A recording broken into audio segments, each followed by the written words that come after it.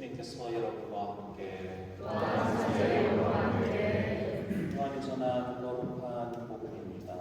주님 영광 되시옵소서.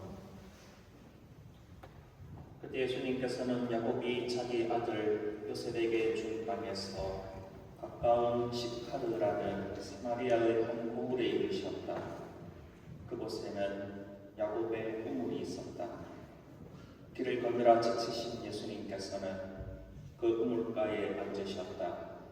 때는 정오 무렵이었다. 마침 사마리아 여자 하나가 물을 기르러 왔다. 그러자 예수님께서 나에게 마실 물을 좀 다오 하고 그 여자에게 말씀하셨다. 제자들은 먹을 것을 사러 고을에 가 있었다. 사마리아 여자가 예수님께 말하였다.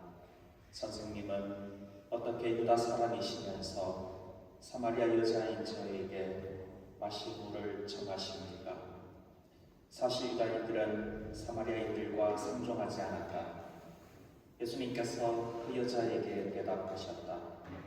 내가 하느님의 생명을 알고 또 나에게 마실 물을 좀 주라고 너에게 말하는 이가 누구인지 알았더라면 오히려 내가 그에게 청하고 그는 너에게 생수를 주었을 것이다. 그러자 그 여자가 예수님께 말하였다. 선생님, 두레박도 가지고 계시지 않고 우물도 깊은데 어디에서 그 생수를 마시렵니까? 선생님이 저희 조상 야곱보다 더 훌륭한 분이시라는 말씀입니까? 그분께서 저희에게 이 우물을 주셨습니다. 그분은 물론 그분의 자녀들과 가축들도 이 우물물을 마셨습니다.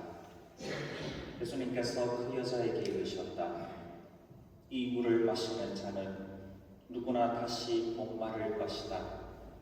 그러나 내가 주는 물을 마시는 사람은 영원히 목마르지 않을 것이다. 내가 주는 물은 그 사람 안에서 물이 솟는 샘이 되어 영원한 생명을 누리게 할 것이다. 그러자 그 여자가 예수님께 말하였다. 선생님, 그 물을 저에게 주십시오.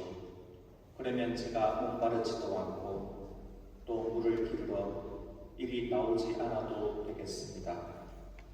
이제 보니 선생님은 예언자시군요.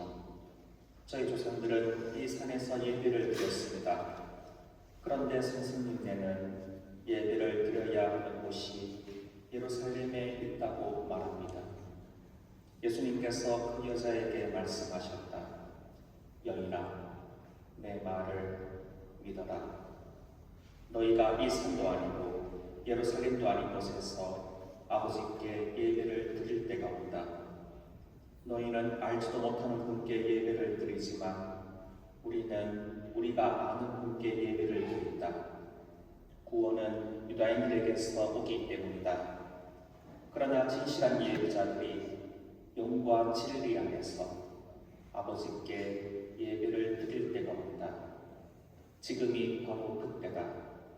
사실 아버지께서는 이렇게 예배를 드리는 이들을 찾으신다. 하느님은 영이시다. 그러므로 그분께 예배를 드리는 이는 영과 진리 안에서 예배를 드려야 한다. 그 여자가 예수님께 저는 그리스도라고도 하는 메시아께서 오신다는 것을 압니다. 그분께서 오시면 우리에게 모든 것을 알려주시겠지요 하였다. 그러자 예수님께서 그 여자에게 말씀하셨다. 너와 말하고 있는 내가 바로 그 사람이다. 그 고을에 사는 많은 사마리아인들이 예수님을 믿게 되었다. 이 사마리아인들이 예수님께 와서 자기들과 함께 머무르시기를 청하자 그분께서는 거기에서 이틀을 머무르셨다. 그리하여 더 많은 사람이 그분의 말씀을 듣고 믿게 되었다. 그들이 그 여자에게 말하였다. 우리가 믿는 것은 이제 당신이 한 말 때문이 아니요 우리가 직접 듣고 이분께서 참으로 세상의 구원자이심을 알게 되었소. 주님의 말씀입니다.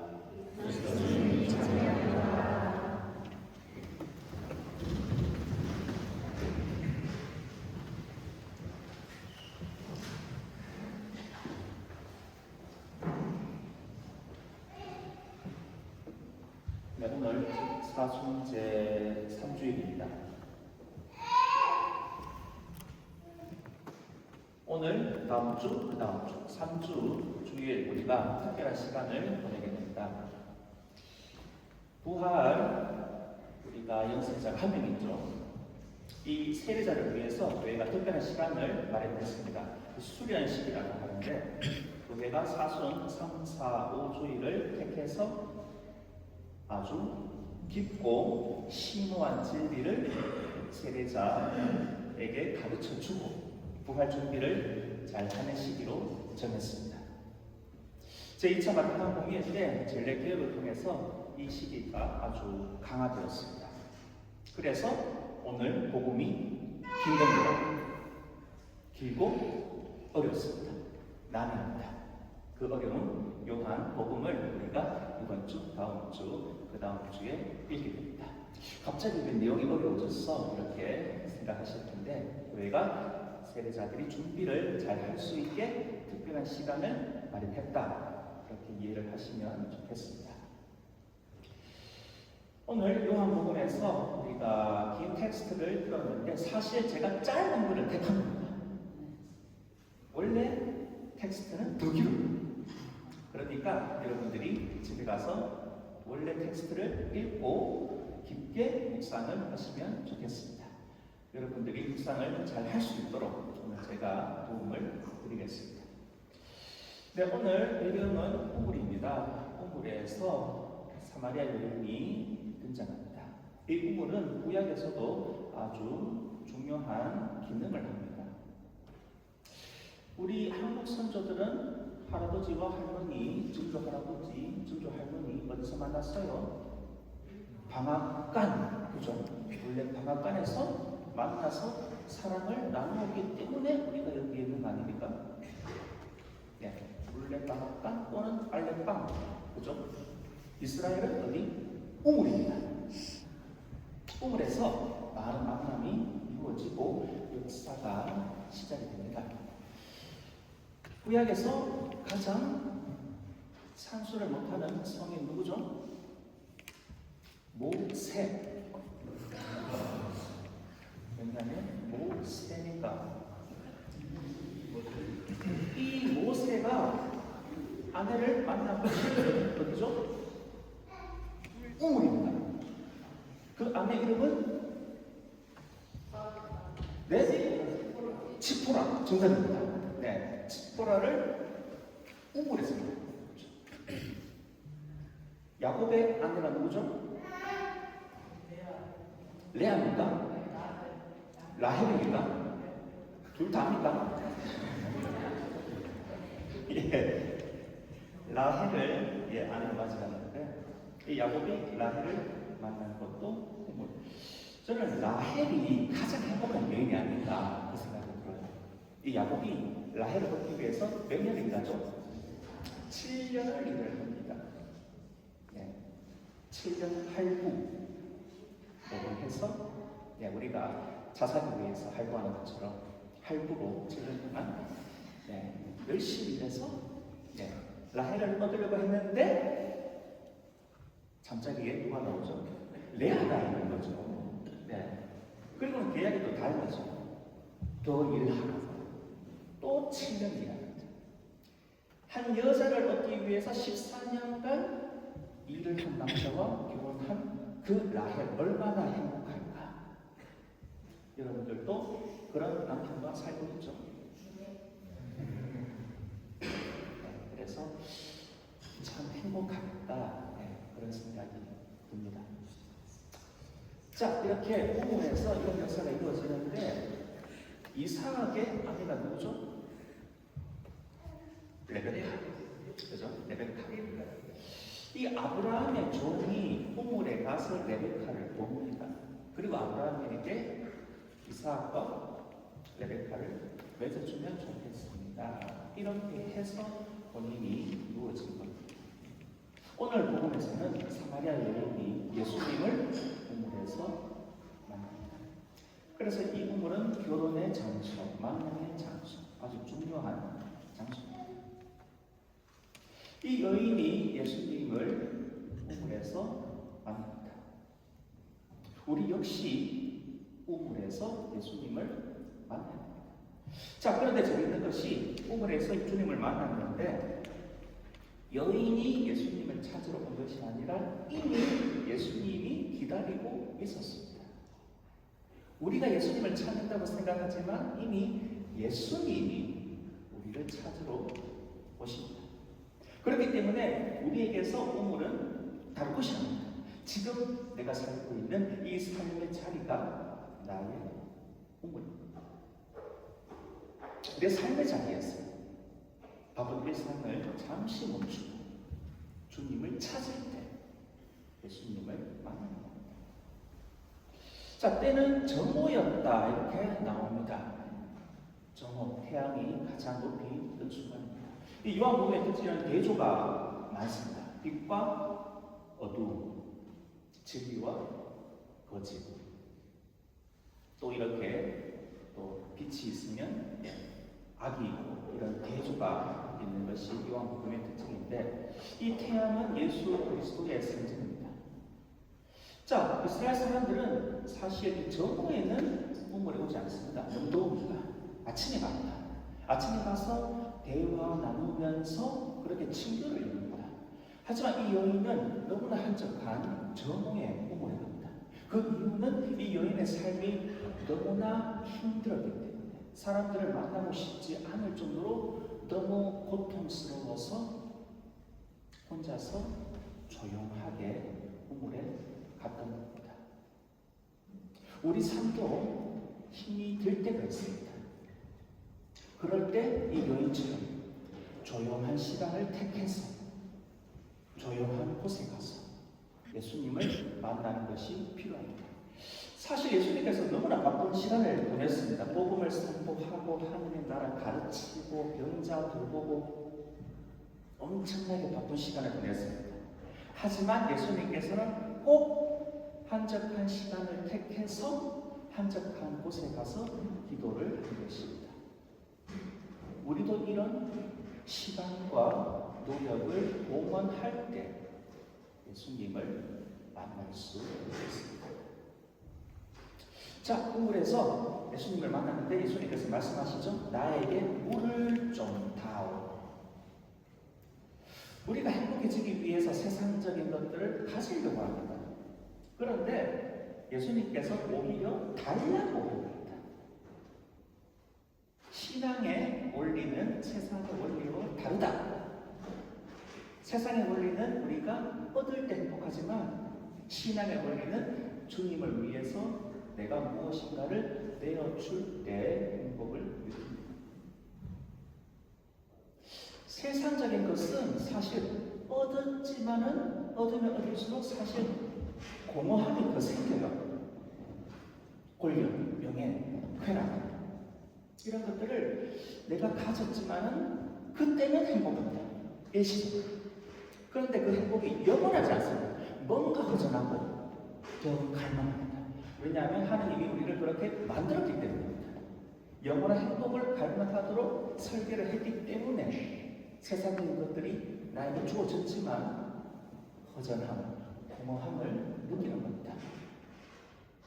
우리가 키우고 있는 이 강아지를 보면은 이 강아지는 사실 배가 고플 때 먹을 것을 주면 만족도 100% 그냥 끝이에요. 딴 거 바라지 않습니다. 자고 싶을 때 재워주면은 100% 만족. 그걸로 행복합니다. 그런데 우리는 다르다. 분명히 내가 원하는 것을, 물질적인 것을 얻었지만 공허합니다. 참고로 개하고 이것들을 달리기를 해서는 안 된다. 개하고 달리기에서 내가 졌다. 그러면 나는 개만도 못한 사람입니다. 같이 달리도 안 좋아해요. 사람들이 뭐라 하나? 참 개같이 달린다 이렇게 얘기를 하고, 내가 개를 이겼다 좋아할 거 없습니다. 뭐라 하니 그 사람은? 개보다 더하네. 네, 참고로 강아지하고는 달리기를 하지 마라. 자, 이렇게 우리는 동물들과의 이 욕구가 다르다 이것을 말하고 있습니다. 참 재밌는 게 영어로 하느님이 뭐죠? God, 그죠? G-O-D, 그죠? God. 거꾸로 뭐라 되죠? 도구가 개가 돼요. 네. 그래서 우리가 하나님의 뜻을 역행하면 역행할수록 내 삶은 점점 동물과 같아진다. 네. 눈이 먼저 의견을 지는데, 그죠? 네. 그렇게 우리가 이 동물들의 이 만족도와 우리의 만족도는 차이가 나고, 끊임없이 하나님을 찾아야 돼요. 그래서 예수님께서 내가 주는 물은 영원히 목마르지 않는 물이다. 네. 일시적으로 채워지는 그런 물이 아니다라고 이야기하고 있습니다. 자, 예수님께서 이제 더 깊이 들어갑니다. 이제 그 여자의 혼인 생활에 대해서 이야기를 하는 거죠. 이미 5 남편과 살아요. 지금도 누구랑 살고 있고, 그런데 정식 남편도 아니에요. 진정한 사랑을 추구하지만은 그 사랑을 느끼지 못했던 너무나 마음 아픈 삶을 살았던 여인입니다. 그 여인이 이제 7번째 남자를 만나는데 바로 예수 그리스도이시죠. 요한복음에서 이 숫자도 엄청난 상징입니다. 7. 완전 숫자. 바로 예수님을 7번째 남자를 만났을 때 뭔가 충만한 느낌을 받습니다. 우리 삶도 마찬가지입니다. 예수님이 나에게 존재하실 때 나는 충만한 삶을 살게 됩니다. 이 수학 공식 중에 이런 신앙의 공식이 있는데 good minus God equal 뭐죠? G-O-O-D good minus God. G-O-D는 뭐죠? 지로가 나오는 거죠. 눌, 그죠? 0. 좋은 것에서 하느님을 빼면 아무것도 아니다. 네. 그리고 수학에서 이항이라고 하죠. 네. 이항을 하면 아무것도 아닌 내가 플러스 God. 하느님을 만나면 good. 이거 다 이 공식 다 계산되죠? 안 되면 여기 좀 물어보세요. 공대생들한테 좀. 달라고 하고. 네. 눌 플러스 지로 플러스 갓은 굿. 아무것도 아닌 내가 하나님을 만나면 그걸로 굿. 충분하다. 만족하다. 완전하다. 이런 공식이 나옵니다. 그래서 우리가 하나님을 만날 때 진정으로 내 삶이 충만해지는 겁니다. 근데 혼인 생활도 마찬가지예요. 가정 생활도 마찬가지예요. 교회 생활도 마찬가지예요. 사회 생활, 직장 생활도 마찬가지입니다. 예수님께서 우리에게 이런 충만함을 주십니다. 자, 이제 사마리아 여인은 예수님을 만났습니다. 이 사마리아 사람들하고 유다인들의 사이가 되게 안 좋아요. 이 아시리아에 의해서 북이스라엘이 멸망을 하고 이제 사람들이 포락하게 됩니다. 그래서 유다인들은 사마리아인들 보고 저 사람들은 우리의 순수성을 상실한 나쁜 사람들. 그런데 사마리아 입장에서도 억울하죠. 우리는 우리 최선을 다해서 이스라엘 땅을 지키려고 했는데 우리를 이렇게 멸시하고 사이가 안 좋아요. 서로 불신과 반목을 합니다. 그렇기 때문에 우리는 이 산에서 예배를 하는데 유다인들은 예루살렘에서 예배를 하고 이런 얘기를 하는 거죠. 불신과 반목이 있습니다. 그런데 예수님께서 이제는 영과 진리 안에서 하나님께 예배를 할 때가 온다 이렇게 말합니다. 이제 장소가 중요한 겁니다. 어떤 방식으로 예배를 하는 것이 중요한 것이 아닙니다. 영과 진리, 바로 예수 그리스도 안에서 진정한 예배가 이루어진다는 겁니다. 우리 사회도 사마리아인들과 유대인들처럼 불신과 반목이 가득합니다. 사회에서 문제가 있을 때 우리는 전문가들을 찾아갑니다. 정치, 경제, 사회, 문화, 과학자들, 이런 전문가들에게 답을 구하려고 합니다. 이런 노력도 중요하지만 근본적인 해결책은 예수 그리스도입니다. 우리에게 가장 필요한 것이 돈이었다면 하나님께서는 경제학자를 보냈을 겁니다. 우리에게 가장 필요한 것이 웃음이었다면 하나님께서 코미디언 이성욱 신부를 보냈을 겁니다. 우리에게 가장 필요한 것이 지식이었다면 과학자를 보냈을 겁니다. 하지만 우리에게 가장 필요한 것이 용서였기에 예수 그리스도를 보내셨습니다. 바로 예수 그리스도가 우리가 안고 있는 모든 갈등과 마찰의 근본적인 해결책입니다. 그리고 가장 중요한 원리는 서로 간의 배려와 용서인 겁니다. 한 자동차 수리공이 이 자동차를 고치고 있었는데 도저히 이 자동차를 고칠 수가 없어요. 하루는 자기 경력이 있는데 그때 한 노인이 지나가요. 예, 그 노인이 내가 잠깐 차 좀 손 좀 보면 안 될까요? 이렇게 얘기를 하는 거예요. 그래서 이 정비공이 할아버지 그냥 가세요. 내가 여기 전문가예요. 그때 할아버지가 그래 잠깐 보면 고칠 수 있을 것 같은데 하는 거예요. 그래서 자꾸 귀찮게 하니까 그 수리공이 그러면 한번 해보세요 했는데 그 노인이 뚝딱뚝딱 하더만 고치는 거예요. 그래서 이 사람이 놀라서 Who are you? 다시 누구야? 그래서 이 사람이 I am Ford. 나는 포드다. 자동차를 고치는 사람보다 자동차를 더 잘 아는 사람은 자동차를 만드는 사람입니다. 우리 인간에게 이루어진 여러 가지 많은 문제들이 있는데 이 문제들을 해결할 수 있는 사람은 여러 전문가일 수도 있지만 가장 잘 아시는 분은 우리를 만든 사람. 사실 만든 사람은 사람이죠. 하느님이죠. 그 하느님과 본질이 같은 예수 그리스도가 바로 해결책입니다. 사랑하는 형제 자매 여러분, 사순시기를 보내면서 오늘 그 다음 주 또 그 다음 주 요한복음을 읽으면서 예수 그리스도에 대해서 깊게 묵상을 했으면 좋겠습니다.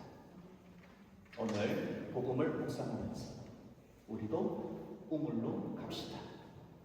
예수 그리스도를 만나고 또 우리 삶을 반성하고 그분을 해결책으로 모시고 살아갈 때 부활의 순간에 우리도 기쁘게 부활을 맞이할 것입니다.